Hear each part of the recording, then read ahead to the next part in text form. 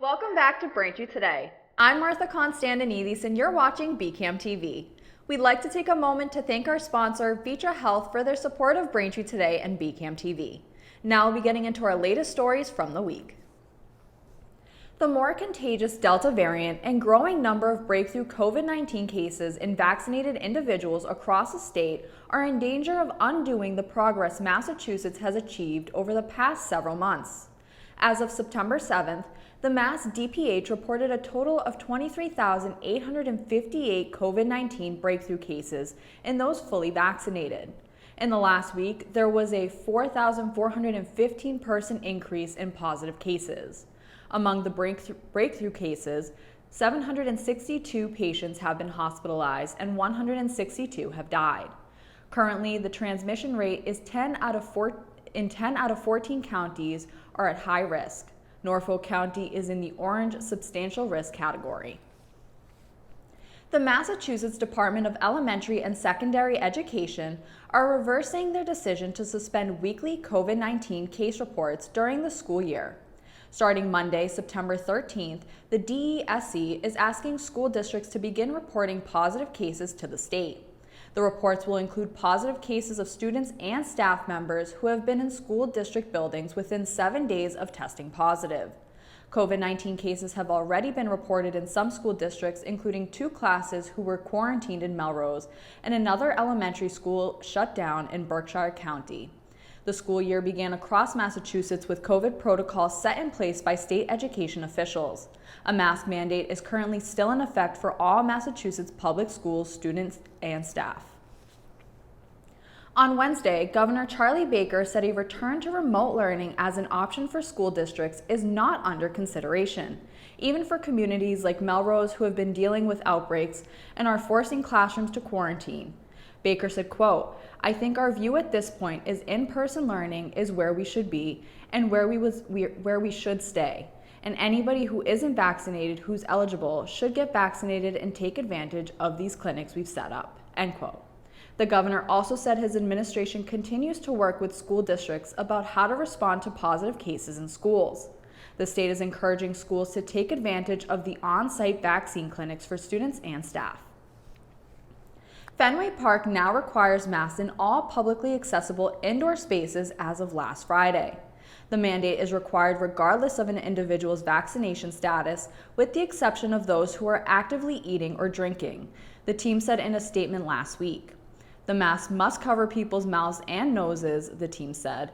The mandate includes team stores, restrooms, elevators, indoor clubs, restaurants, and suites. Those who are not fully vaccinated are encouraged to wear masks at all times. The state is still monitoring and reporting health trends as cases continue to grow.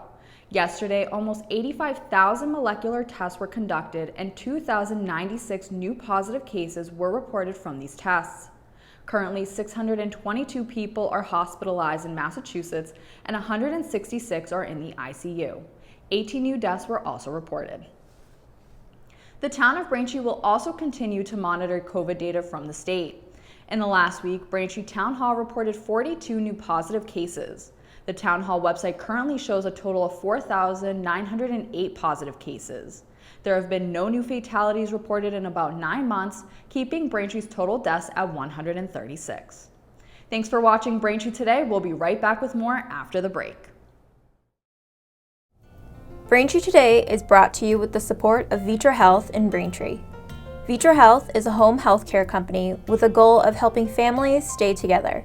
They are dedicated to providing service and support backed by over 40 years of experience. To learn more, please visit www.braintreehealth.com. Welcome back. After changing their back-to-school date twice, students at Braintree High were finally able to make it to class on Thursday, September 9th. The school's original start date was pushed back to September 8th due to unexpected electrical issues in the building. School Committee Chair Thomas Devon said the building's electrical system was damaged on August 14th when a pipe broke in a first-floor men's bathroom and water leaked into an electrical vault, forcing the shutoff of the electrical service to the building. On September 8th, the start date was moved back yet again due to a disruption to a cluster of floor tiles containing asbestos in the preschool area of the building. Workers were trying to fix a moisture problem in the area and pulled up a section of carpet that was laid over tiles containing asbestos.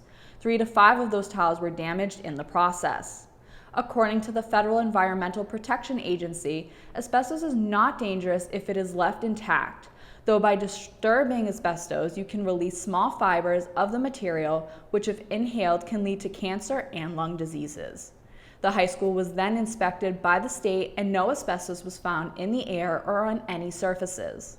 Now, school officials have said they are seeking guidance from the State Department of Elementary and Secondary Education on how to make up the missed school days. At the Braintree School Committee meeting last week, it was announced that the construction bidding process is underway for a new South Middle School. Mary Mahoney, a project manager for Hill International, the company overseeing the school's construction, told the committee that general contractor bids are due September 15th. Mahoney said subcontractors from every trade have requested school project documents, and she expects the bidding process to be competitive since bids on the new Waltham High School are due at the same time. She also said the project remains on track for construction to start by late October. If planning and construction stay on schedule, the new South Middle School is set to open in the fall of 2023. The 146,000 square foot building will be constructed behind the existing school and is the first school built in Braintree in the last 50 years. The Braintree town election is still 2 months away, but several candidates for town council, school committee, and other positions have already made their intention to run for office. As of last Tuesday, more candidates told Town Clerk Jim Casey they intend to run in the town election on November 2nd. 7 candidates took out nomination papers to fill the school committee seats. They include former school committee member Lisa Fisk-Hager, Tracy Leewald, Kathleen Tuffy, Stephanie Burrell, Caitlin Bradley, Matthew Lynch, Agiro Armstrong, and Thomas Thackeray. 3 town council districts have competitive races as well. District 1 Councilor Julia Flaherty will square off with Jody Wallers-Killefer, while John Mullaney will face Joseph Reynolds and Caroline Ricardo in District 2. And in District 3, Thomas Bowes will square off with Elizabeth Maglio. The school committee term is for 4 years and the town council seats are for 2 years. Candidates have up until 5 p.m. on September 10th to get nomination papers from the town clerk's office. All candidates must have their paperwork and signatures in by September 14th at 5 p.m. Recently, with the approval of the Health Department, the Braintree Town Council voted to change polling locations in the town. If you're a registered voter in District 1A, 1B, 2A, or 2B, and normally vote at 74 Pond Street, the former location of the Marge Crispin Center, Flaherty School, Hollis School, or St. Thomas More Church, you will now be voting at the Braintree High School Gymnasium located at 128 Town Street. If you are a registered voter in District 3A, 3B, 4A, or 4B and normally vote at Ross School, the Braintree Yacht Club, the Elder Affairs Building, or Morrison School, you will now be voting at the East Middle School Gymnasium located at 305 River Street. If you are a registered voter in District 5A, 5B, 6A, or 6B, and normally vote at Town Hall, Liberty School, South Middle School, or Highland School, you will now be voting at the South Middle School Gymnasium located at 232 Peach Street. These changes will remain in effect for the remainder of the year. Early voting at the Town Hall ended on Friday, August 28th. If you have any questions regarding early voting or the change in polling locations, please contact the town clerk's office at 781-794-8240. On Saturday, September 11th, the town of Braintree is holding their annual 9/11 ceremony. This year, the event will be held at the Braintree Fire Headquarters located near the town hall at 1 Union Place. The ceremony will begin at 8:30 a.m. and residents are encouraged to attend this year as the town honors the victims killed in 9/11 attacks. Town officials like Mayor Kokoris and Chris Griffin will be offering remarks at the event, and the BHS choir will sing a few songs. For more information, visit braintreema.gov. Thank you for watching Braintree Today on BCAM TV. We'll be right back with more stories in the area. Mosquitoes are out. Protect yourself from mosquito bites and the illnesses they can cause, like Triple E and West Nile virus. When outdoors, use an EPA-approved repellent and wear protective clothing. Learn more at mass.gov/mosquitoes and ticks. Welcome back to Braintree Today. Now let's get right into stories happening in the area. FBI officials are asking for help to identify a man who wore a sweatshirt with a logo of a Pittsfield, Massachusetts health club to the riots at the U.S. Capitol earlier this year. The agency released photographs of the wanted man wearing a sweatshirt with the logo for Berkshire Nautilus on the sleeve and chest. According to the FBI, the person is a white male who is estimated to be between 5 feet 11 inches and 6 feet 1 inch tall, and to weigh around 225 pounds. He has a stocky build, white hair, brown eyes, and is believed to be in his mid to late 50s. Anyone with information about the man is asked to call 1-800-CALL-FBI or visit tips.fbi.gov to submit a tip. This week, the Boston Athletic Association released an apology for holding the Boston Marathon on Indigenous Peoples Day this year, which is October 11th. The BAA said it did not intend to take away from celebrations for the Indigenous and Native American community when it rescheduled the race from its traditional April date. On Friday, the BAA issued a statement saying, quote, "We extend our sincere apologies to all Indigenous people who have felt unheard or feared the importance of Indigenous Peoples Day would be erased," end quote. The BAA said it will recognize Indigenous runners and will help fund the first ever Indigenous Peoples Day celebration in Newton. The Boston Marathon will return to Patriots Day in 2022. On Friday, September 24th, Coop's Troop will honor the memory of 3-year-old Cooper Richards with a fundraiser at the Cottage Bar in Columbian Square. The Coop's Troop Foundation was founded in March of 2015 by relatives and friends of the Richards family after 15-month-old Cooper was diagnosed with GM1 gangliosidosis, a genetic disorder that progressively destroys nerve cells in the brain and spinal cord. In January of 2017, Cooper passed away from the disease, but his family and friends continue to keep his memory alive and honored by running Coop's Troop. Coop's Troop works closely with Boston Children's Hospital's Pediatric Advanced Care Team to identify young ones in need of support. Cooper's father, Michael Richards, said the past 2 years have been difficult with public fundraisers because of the COVID-19 pandemic's social distancing requirements. Again, for those who wish to attend, the fundraiser will take place at the Cottage Bar in Columbian Square on Friday, September 24th from 6 p.m. to 10 p.m. A new 20-story hotel and residential tower has been proposed for Ross Lot in downtown Quincy. The new development will have 125 rooms, 200 residential units, a restaurant, and 6 street offices. Residents have been waiting for almost 3 years for an official proposal explaining what will go on in the now vacant lot owned by Fox Rock's properties. Fox Rock was chosen in 2018 by the city to redevelop the property. Since then, demolition is underway and upgrades to the water, sewer, and drainage and electrical utilities have been ongoing. The proposal also planned for a 7-story parking garage. The building would be the largest in downtown Quincy by far, taking the place of the One Chestnut Place Tower, which stands at 15 stories. A Braintree man was arrested last week after police said he robbed a Rockland Trust Bank on Washington Street. The suspect was identified as 33-year-old David Poulos, who was arrested in the city of Lynn by members of the FBI Boston Violent Crimes Task Force and taken into custody on 2 probation warrants. Poulos had a conviction in 2017 related to the September 3, 2016 armed robbery of the same Rockland Trust Bank in Braintree. According to police, Poulos presented a note to the bank teller and left with an undisclosed amount of cash. Police said no weapon was shown and Poulos ran away after getting the money. Officers set up a search perimeter with the help of a Quincy Police Canine Unit and Massachusetts State Helicopter. Braintree detectives and FBI agents used evidence that Mass State Police collected at the scene to identify Poulos and got a warrant for his arrest out of Quincy District Court. He's now facing charges and will be arraigned in Quincy District Court. 2 Braintree police officers were recently awarded the Braintree Police Department's Life-Saving Medal. Mark Gibbons and Christopher Dominguez were commended for their attention to duty, quick actions, and their skill, which placed them in a position to save a man's life on patrol. On June 10th, Officer Gibbons and Dominguez were on patrol at the Lenox Farms apartment complex, retrieving a department vehicle related to an earlier mental health call. While in the area of Building 25, they heard someone screaming for help. The officers had quickly retrieved their medical gear and ran toward the screams.